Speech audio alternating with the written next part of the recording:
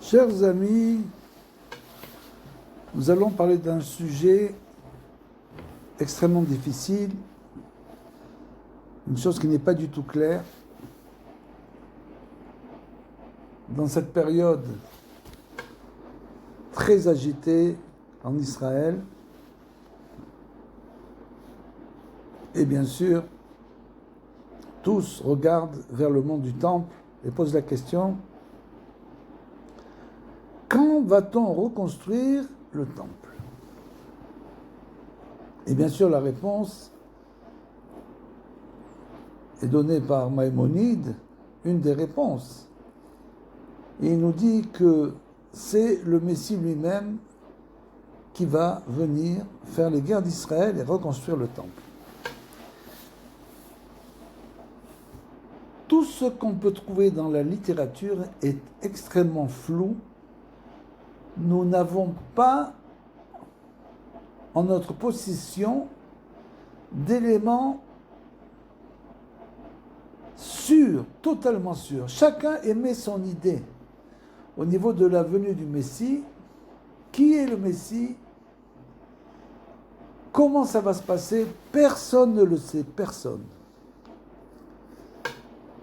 Et nous savons qu'avant la venue du Messie, viendra le prophète Eliyahu Hanavi, le prophète, la prophétie, reviendra en Israël. Et à partir de là, le Messie pourra se dévoiler.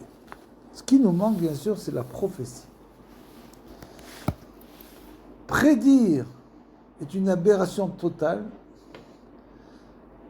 du fait qu'il est en plus écrit dans les Midrashim que dès l'instant où on prédit une date, cette date est annulée en haut. On ne va pas jouer les faux messies, les faux prédicateurs. On va essayer de se comprendre ce qui vraiment doit arriver et comment ça va arriver. Et surtout, qu'est-ce que nous devons comprendre sur le Messie lui-même.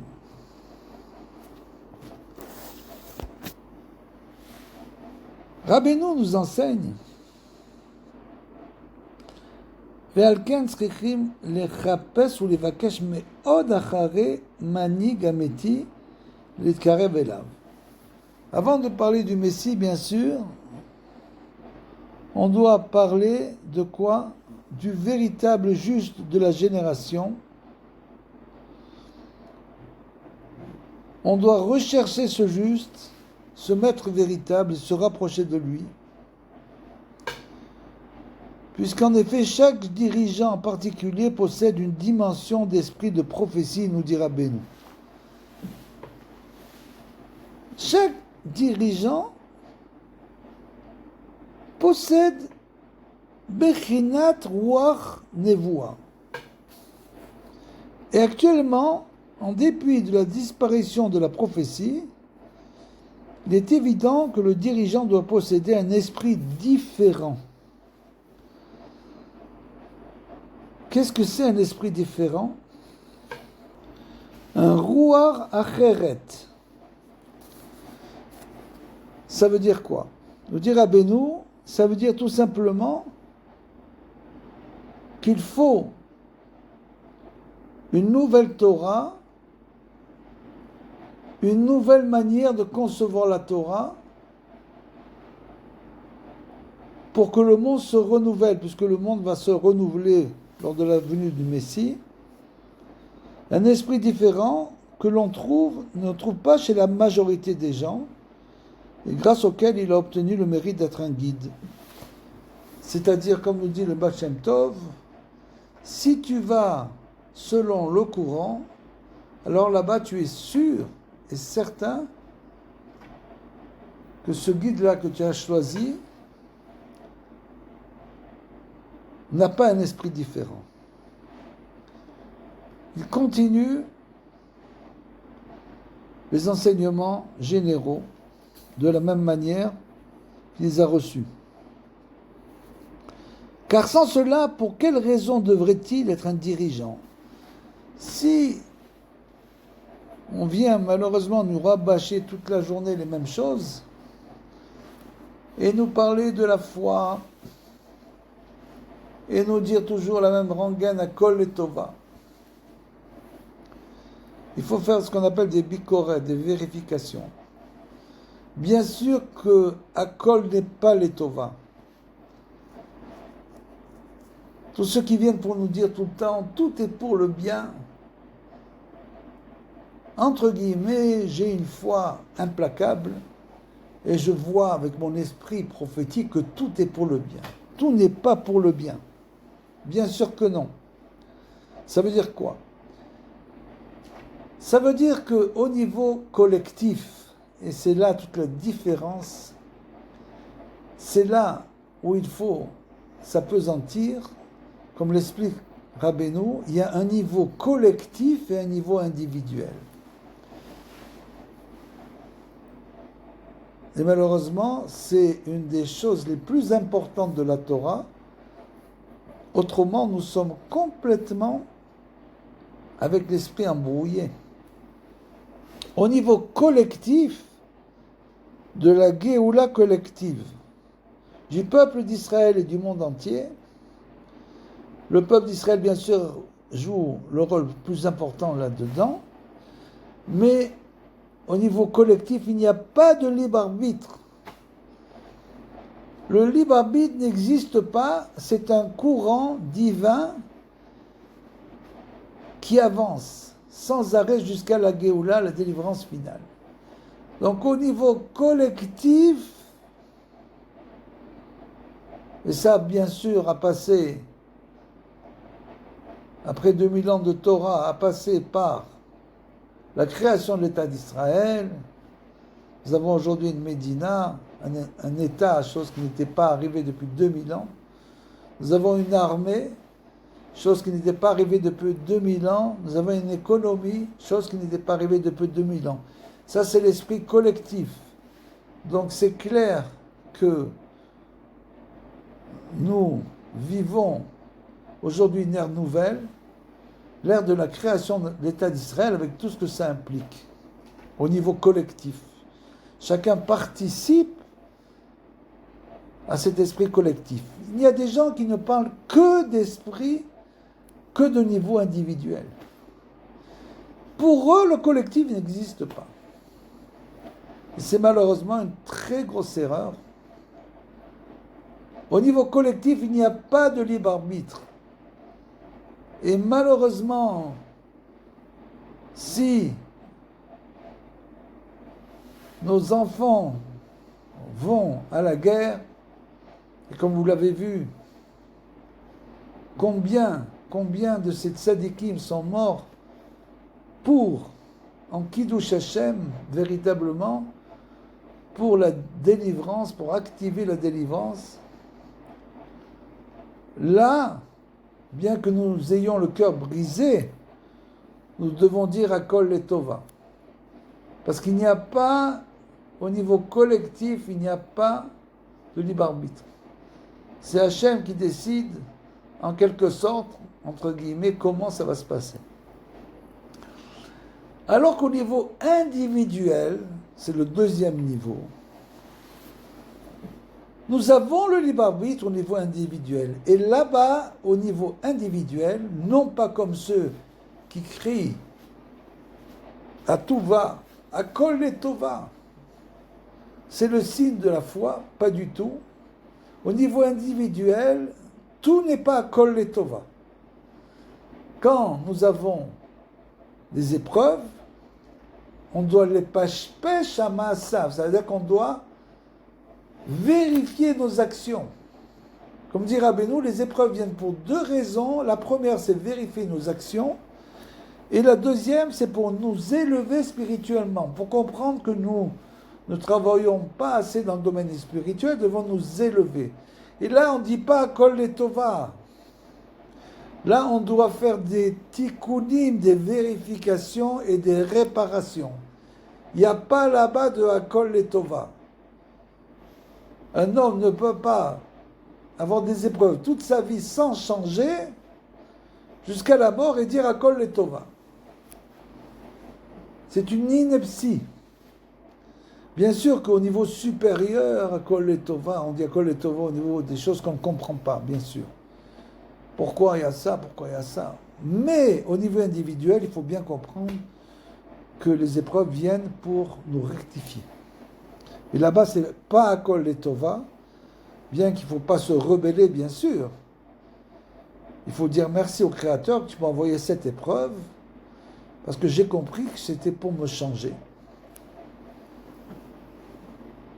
J'aurais pu éviter cela. J'aurais pu éviter cela. Si je m'étais changé avant, j'aurais évité cette épreuve. Donc, il n'y aurait pas eu de Akol Letova ni d'épreuve. Et donc, tout cela, on peut le comprendre en se collant, en adhérant à ce dirigeant, en quelque sorte ce messie de la génération, qui a un esprit différent, qui ne va pas selon le zérem, selon le courant. Car sans cela, pour quelle raison devrait-il être un dirigeant plutôt que tout autre? Mais en réalité, chaque dirigeant du peuple juif possède cette dimension d'esprit particulier, car le dirigeant entre dans la catégorie d'un homme doté de l'esprit qui le fera sortir et le fera entrer. Comme c'est écrit en bas de Midbar, Ish asher ruarbo, asher yotziem ve asher yaviem. En effet, le guide qui fait sortir et entrer le peuple juif possède sans conteste cet esprit particulier en vertu duquel il a été désigné comme dirigeant pour Israël. Et cet esprit particulier que possède le guide relève de l'Esprit Saint, c'est-à-dire l'esprit de prophétie. Il ne faut pas s'attacher à un petit dirigeant qui n'a aucun esprit de prophétie. Il faut toujours s'attacher au plus grand. Celui qui a un esprit de prophétie. Celui qui ne va pas rabaisser notre niveau spirituel. Celui qui va nous élever véritablement spirituellement. Et même si de nos jours on ne trouve plus d'esprit prophétique, puisqu'il n'y a plus de prophétie, bien sûr, l'Esprit Saint véritable, il n'en demeure pas moins que le juste a certainement doté de cette dimension d'esprit particulier, émanant de la sainteté, inexistant chez la majorité des gens, et correspondant à également l'Esprit Saint. Cet esprit prophétique, c'est un esprit extrêmement élevé, et seul un très très très grand sage peut arriver à ce niveau-là. Maintenant, il faut faire une différence entre la prophétie, cet esprit prophétique très élevé, et quelqu'un qui a un Talmid Racham, un sage, qui ressent les choses. Il faut faire très attention à tout cela, très très attention. Malheureusement, la majorité des gens tombent dans le piège. En voyant une personne qui ressent les choses et penser qu'il a le droit à Kodesh. On ne peut absolument rien savoir, il faut faire simplement extrêmement attention. Puisque comme le dit Rabbi Nathan, Yetzer Hara mitlabesh davka bemizvot. C'est-à-dire que le Yetzer Hara, il s'attache justement aux sages, aux gens qui font les mitzvot, aux sages. Pourquoi? Pour, bien sûr, dévoyer le peuple d'Israël de son chemin, dévier le peuple de son chemin véritable. Et même s'il ne s'agit pas proprement dit de véritable esprit prophétique permettant de connaître l'avenir, c'est-à-dire que ce n'est pas un prophète, un véritable prophète, ce grand sage de la génération, comme on l'a dit, lui, il va à contre-courant, il a une nouvelle Torah. des enseignements nouveaux, même s'il ne connaît pas l'avenir au niveau collectif, une fois de plus, ne parler qu'au niveau individuel, c'est séparer l'esprit de l'homme en deux parties, les deux lobes du cerveau. C'est comme si tu n'avais qu'un lobe. Les prophéties ont toujours été données à un prophète pour des choses collectives sur le Ham Israël. C'est pas pour parler d'un tel ou d'un tel qu'il va lui arriver une telle chose. Ça, tu n'as pas besoin d'être un prophète pour ça. On peut ressentir les choses de manière facile et savoir plus ou moins quelquefois ce qui va se passer. On parle d'une chose totalement différente. On parle d'un grand sage qui a l'esprit prophétique et qui, par ses écrits, a renouvelé toute la Torah. Et ce grand sage, bien sûr, il s'appelle Rabbeinu Akadosh. Toute sa Torah, c'est un renouvellement. Aujourd'hui, étant donné que nous sommes très très très loin de tout ça, nous avons l'esprit extrêmement embrouillé quant à savoir qui est le sage de la génération. Mais c'est tout simplement Rabbeinu le sage de la génération. C'est pas la peine d'aller chercher ailleurs. C'est pas la peine. Si Rabbeinu a dit que tu dois aller à Rosh Hashanah chez Rabbeinu, tu dois pas aller chez quelqu'un d'autre à Rosh Hashanah. Même si cette personne peut te faire croire qu'elle est proche de Rabbeinu, Rabbeinu a dit, tout ce que ton rave te dit, c'est juste un rave. Tout ce que ton rave te dit, écoute-le. Mais s'il te dit de ne pas venir à Rosh Hashanah chez moi, n'écoute pas.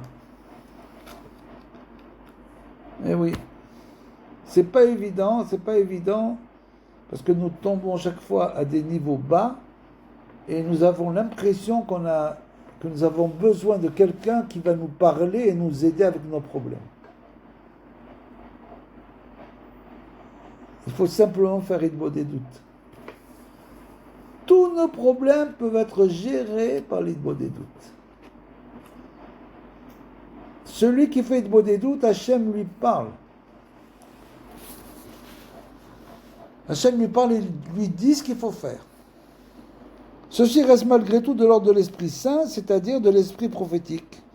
Et grâce à cette dimension d'Esprit Saint du dirigeant véritable qui possède l'Esprit prophétique, on n'est pas en train de parler des petits dirigeants. Tous ceux qui se rapprochent de lui constatent que leur foi véritable et sainte se renforce et se rectifie. Pas la foi dans le dirigeant, bien sûr, la foi dans Hachem Yitbarach. Parce que les gens ont tendance à tomber dans la foi du dirigeant. Ils disent, oh, j'ai vu quelqu'un extraordinaire, etc. Et ça y est, c'est la foi d'Hachem Yitbarach. En effet, tout homme qui parvient à se rapprocher du guide authentique obtient le mérite de renforcer, de raffiner son pouvoir d'imagination. Et c'est là toute l'histoire.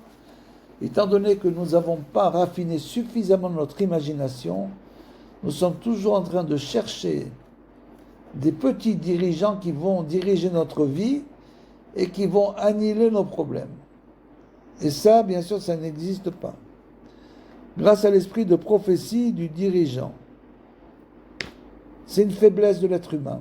Il a toujours l'impression qu'il a besoin de quelqu'un pour lui dire ce qu'il faut faire. Cela vient du fait de la rectification du pouvoir de l'imagination, et tout ça, bien sûr, c'est à cause de l'imagination. On n'arrive pas à voir la vérité. Alors on imagine, qui repose essentiellement sur l'esprit prophétique. Ainsi, en corrigeant le pouvoir de l'imagination, en se rapprochant de la vérité, bien sûr, par l'Hitbod des doutes essentiellement et l'étude, et la tfila, la foi sainte s'en trouve du même coup rectifiée et raffinée. C'est pour ça tous ceux qui se rapprochent du guide authentique, là aussi, il y a beaucoup d'imagination. C'est-à-dire qui ne se rapproche pas du guide authentique. Puisque chacun ne se rapproche que par rapport à son niveau. Il ne peut pas se rapprocher à un niveau supérieur au sien. Donc, il y a beaucoup de gens qui se rapprochent, par exemple, de Rabbeinu. Mais en fait, ce n'est pas vraiment de Rabbeinu qui se rapproche. Ils se rapprochent de leur imagination. Donc, ça veut dire qu'il y a des choses qu'ils vont faire et il y a des choses qu'ils ne feront pas. C'est pour ça que tous ceux qui se rapprochent du guide authentique arrivent à obtenir une foi droite et authentique, empreinte de sainteté et de droiture. Qu'est-ce qu'il faut faire? Il faut véritablement aspirer, rechercher absolument un guide véritable à ce niveau et demander au Saint béni soit-il d'obtenir le mérite de se rapprocher du dirigeant authentique afin d'atteindre une foi de sainteté véritable et parfaite. Il ne faut pas simplement demander à Hachem de nous rapprocher du guide authentique, il faut demander à Hachem de nous rapprocher de ce dirigeant authentique pour atteindre une foi de sainteté véritable et parfaite. Pour rectifier notre imagination, demander à Hachem, il nous aide à rectifier et la vie elle-même rectifie notre imagination. C'est-à-dire, pourquoi les choses ne se passent jamais comme on pense, jamais. Ça se passe absolument jamais comme on se pense. Parce qu'on est tellement loin de Yemet, on vit tellement dans l'imagination que chaque fois qu'on pense qu'une chose va se passer de cette manière, c'est uniquement dû à notre imagination. Et après, on vérifie et finalement, ça ne se passe pas comme ça. Ça ne s'est pas passé comme ça. C'est pour ça que s'il y a des gens qui viennent, des prédicateurs, qui viennent vous dire le Mashiach va venir à telle date, et ça va se passer comme ça, et il va y voir ça, et à telle fête il va arriver ça, et bien sûr ça n'arrive pas naturellement, c'est tout simplement parce que ces gens ne s'appuient que sur leur imagination et sont très très loin de la vérité. C'est ce qu'on appelle les faux dirigeants. Étant donné que nous ne savons pas qui est le vrai, qui est le faux, chose très difficile, alors il faut avoir beaucoup de zéro, beaucoup de prudence en ce qui concerne les dirigeants. S'attacher aux paroles de Rabbeinu et ne pas croire que tout celui qui vient au nom de Rabbeinu vient véritablement au nom de Rabbeinu. Il est possible que ce soit au contraire pour t'éloigner de Rabbeinu, tout en parlant de Rabbeinu. C'est pas du tout évident. Donc il faut rechercher ce dirigeant-là, mais si à Dieu ne plaise, on se rapproche d'un dirigeant du mensonge, comme il vient de le dire. Bien sûr, nous on a l'impression que c'est un dirigeant de vérité. Et alors on est tout ébloui, ébahi. Tu as vu comme il parle à Kol et Tova. Peut-être que c'est un dirigeant du mensonge. On arrive alors, à Dieu ne plaise, à des croyances fallacieuses. On se trompe. Ce que nous on appelle les Emouna, c'est pas les Emouna. Des croyances fallacieuses car le faux dirigeant correspond au faux prophète. D'après le verset, un esprit de mensonge. C'est pour cela que d'être dirigeant, nous dira Rabbeinu, c'est pas bien,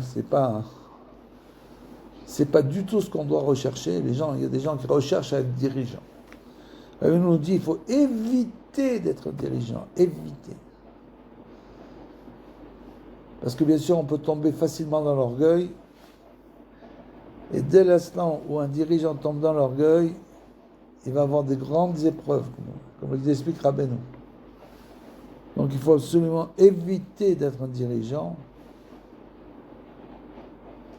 Il faut rester humble pour ne pas tomber dans cet esprit de mensonge. Car c'est à cause de cela justement que la force de l'imagination est altérée. C'est-à-dire que tout ça s'entraîne une fausse imagination, ce qu'on appelle des fantasmes. On commence à fantasmer sur le dirigeant de la génération. Bien sûr, vous allez me dire, c'est pas facile. Moi, j'ai besoin J'ai entendu beaucoup de gens qui viennent me dire ah, moi j'ai besoin d'un dirigeant avec une grande barbe comme ça. Il faut que j'ai quelqu'un qui parle, un dirigeant. Bon, bien sûr, naturellement. Quand on ne fait pas être beau des doutes, c'est ce qui se passe. On a besoin de parler, on a besoin des conseils d'un dirigeant. Si c'est un dirigeant, pour savoir si c'est un bon dirigeant, la chose est relativement simple. Il faut savoir si tout Am Israël aime ce dirigeant. C'est aussi simple que ça. Si toute l'Am Israël aime le dirigeant, alors ça veut dire que ce dirigeant-là est certainement un vrai dirigeant, comme par exemple le Rav Mordechai Eliyahu Zichrono Libracha, Zachet Tzadik Bracha, qui n'avait pas de... Au niveau de la pensée, c'était pas une personne qui était spécialement pour l'un ou pour l'autre, il aimait tout le monde. Il avait toutes les formes de pensée. Il était aussi Dati Leomi, Chassid, Haredi, tout ce que vous voulez. Et ça, c'est la signature du vrai dirigeant. Dès l'instant où le dirigeant était quelqu'un de très humble, dès l'instant où le dirigeant désire être un dirigeant, c'est très très mauvais. Et souvent, quand il a une seule forme de pensée, c'est aussi pas bon. Même si c'est la pensée de Rabbeinu, parce que comment tu vas savoir que c'est vraiment la pensée de Rabbeinu? La pensée de Rabbeinu, elle est très très très élevée. Si ce n'est pas un très très grand Talmid Chacham, quelqu'un de très très élevé, qui te pousse naturellement à aller au Oman à Rosh Hashanah, c'est la première chose, alors naturellement, ce n'est pas évident. Et donc, à Dieu ne plaise, si on se rapproche d'un dirigeant du mensonge, on en arrive alors, à Dieu ne plaise, à des croyances fallacieuses, car le faux dirigeant correspond au faux prophète. C'est à cause de cela justement que la force de l'imagination est altérée et l'on en vient à des croyances fallacieuses. Et finalement, on se trompe de chemin. On ne va pas se tromper dans tout. On fait la Torah, le mitzvot, le Shabbat, etc. On étudie, tout ce que vous voulez. Mais malgré tout, pour arriver au Hémet, c'est plus difficile. L'aspect essentiel de la rectification de la foi passe par l'esprit de prophétie du véritable dirigeant, grâce auquel le pouvoir de l'imagination se voit raffiné et la foi corrigée. Le dirigeant, il est là pour te corriger en profondeur, pas juste pour te dire « Kol et Tova ». Il va essayer de... En ce qui concerne Rabbeinu, c'est même pas essayer. Il va rectifier ton imagination. À travers les épreuves que l'on a quand on se rapproche de Rabbeinu, parce que c'est connu que tous ceux qui sont près de Rabbeinu ont des épreuves, parce que Rabbeinu les rectifie en permanence, et rectifie notre imagination en permanence. Et ça, c'est difficile. De voir le monde sans imaginaire, c'est très difficile. Comme le dit Rabbi Nathan, comme celui qui écrit beaucoup de livres, de Torah, il s'imagine, c'est un grand sage, il écrit des livres. Il dit, ce n'est pas du tout le but. Le but, c'est de voir le monde avec une imagination rectifiée. Et ça, c'est beaucoup plus difficile. En revanche, en l'absence de cette dimension prophétique, le pouvoir de l'imagination reste opaque, n'est pas rectifié, donc le dirigeant ne peut pas vraiment avoir un effet sur la personne. Il vient mélanger, troubler l'homme par des croyances illusoires, vivre sur l'imagination, malheureusement. Telle est la notion d'impureté du serpent, car elle confond et trouble l'imagination en l'entremêlant et en la perturbant avec des croyances fallacieuses.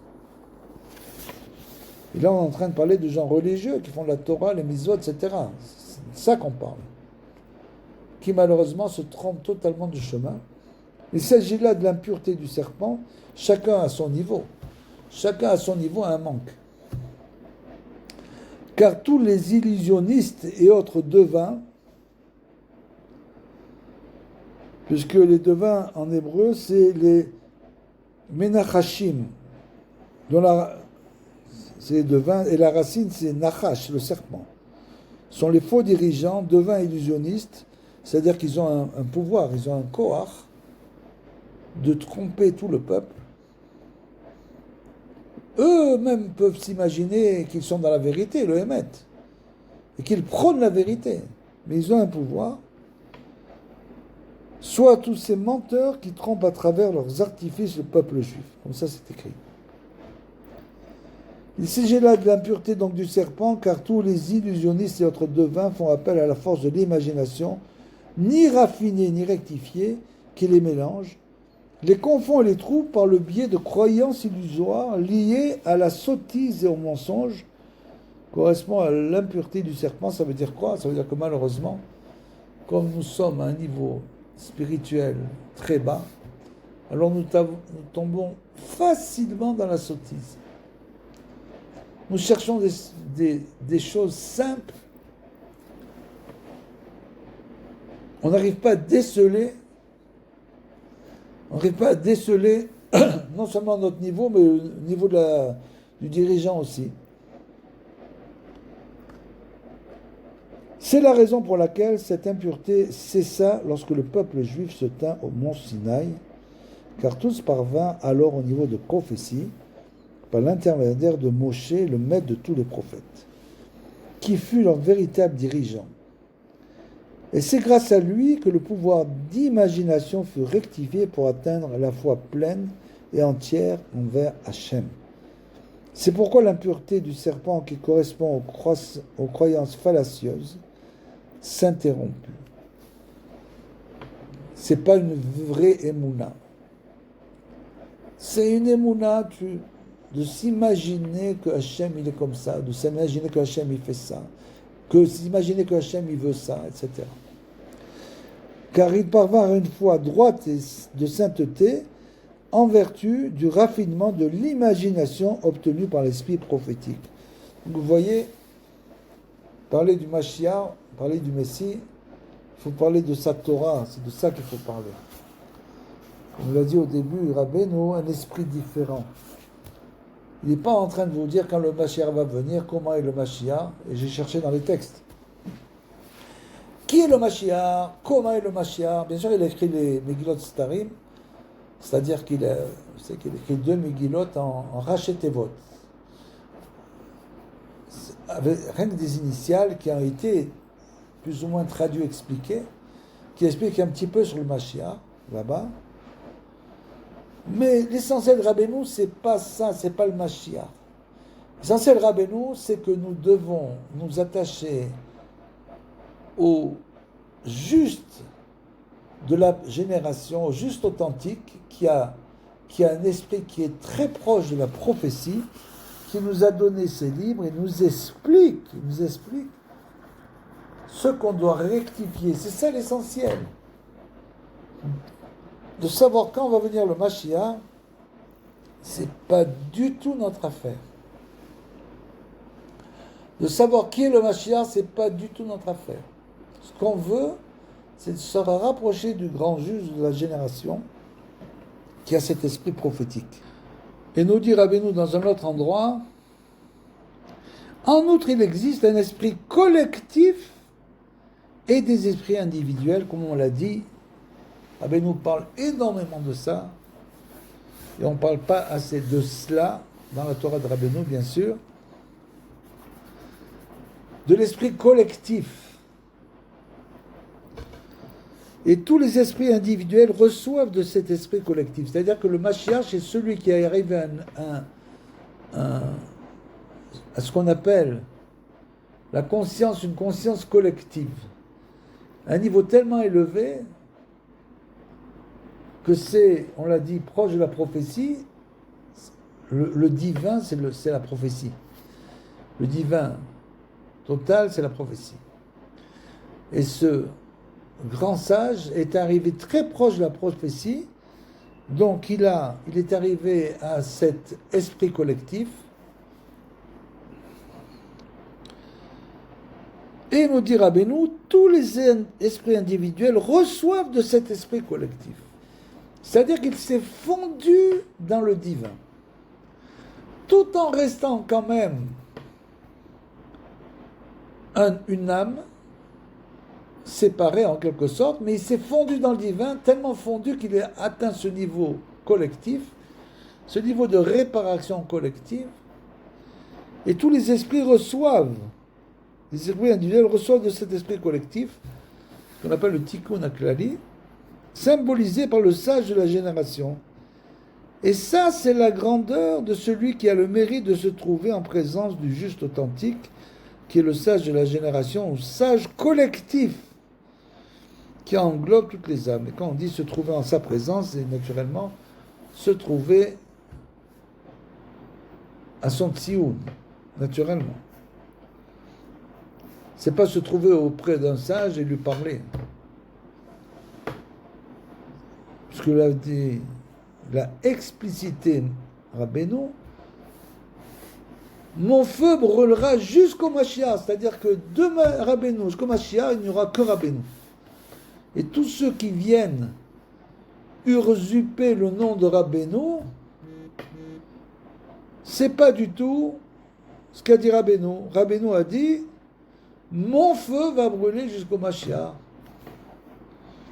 C'est donc le sage collectif qui englobe toutes les âmes et qui répare toutes les âmes. Tout celui qui vient chez Rabbeinu reçoit la réparation puisqu'il est déjà inclus en quelque sorte dans Rabbeinu. En effet, en nous regardant, en nous observant, le sage collectif contribue à faire briller notre esprit et grâce à ce scintillement, on reçoit la grandeur.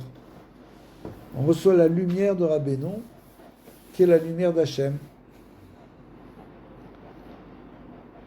L'essence de la grandeur dépend bien de l'éclat de l'intellect, c'est-à-dire que bien sûr, on doit avoir un kéli pour cela, et notre kéli, c'est tout le travail spirituel qu'on fait pour recevoir cette lumière-là.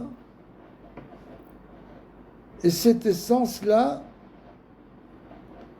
cette grandeur qu'on reçoit dépend du bien de l'éclat de l'intellect. En effet, les yeux font référence à la sagesse, comme il est écrit, les yeux des deux s'ouvrir. Adam et Chava, après la faute, que Rashi interprète ainsi, ceci fait allusion à la sagesse. Et donc, par conséquent,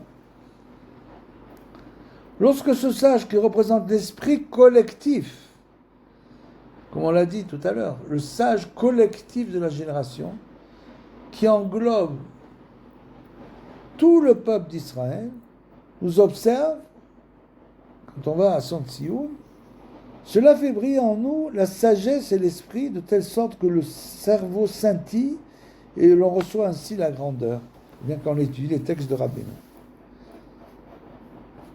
Et pour cela, pour les comprendre, il faut s'annuler dans le sage. Pourquoi on n'arrive pas à s'annuler? Tout simplement à cause de l'imagination. On l'a dit. En effet, chacun possède un certain esprit, une connaissance d'après son niveau, mais l'esprit et la connaissance de chacun se trouvent limités et ne brillent pas. Ainsi, lorsque le sage de la génération qui représente l'esprit collectif observe une personne, l'esprit de cette dernière se met alors à briller, à scintiller, et chacun en fonction du niveau de son esprit. Et par ce scintillement de l'esprit, chacun reçoit la grandeur selon le degré de son esprit, car l'essence de la grandeur dépend de l'éclat de l'esprit. C'est pour cela que, quand on va chez Rabbeinu, bien sûr, on va monter de niveau, et comme souvent, on n'a pas les instruments pour cela, alors on est obligé de passer par des chemins. Des chemins qui nous font comprendre qu'on doit sans arrêt continuer à monter.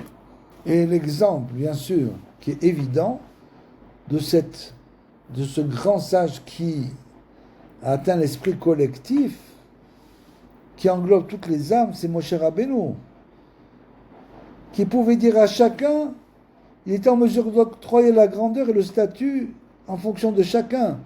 Comme c'est écrit, quant à toi, tu observeras d'entre tout le peuple des chefs de 1000, des chefs de 100, etc.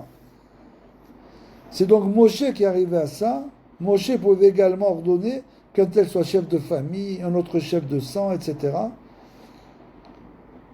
Et ainsi, par cet examen visuel, il connaissait l'éclat de l'esprit de chacun, qui était la grandeur qui devait lui revenir. C'est ça le sage, le grand sage dans lequel dans lesquels tout le peuple Israël est inclus. C'est ça le Mashiach, le Messie véritable. Moshe Mashiach, dit Rabbeinu.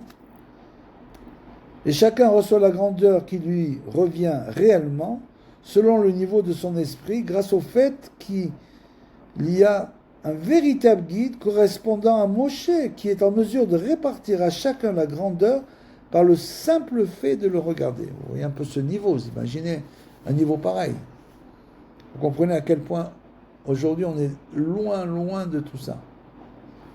Mais malgré tout, on a Rabbeinu, on va au Tzion de Rabbeinu, on prie sur les Tzion des Tzadikim, on va chez Rabbi Shimon, Rabbi Meir Balanès, on va chez tous les grands sages, on va prier et de là-bas on reçoit de la lumière bien sûr.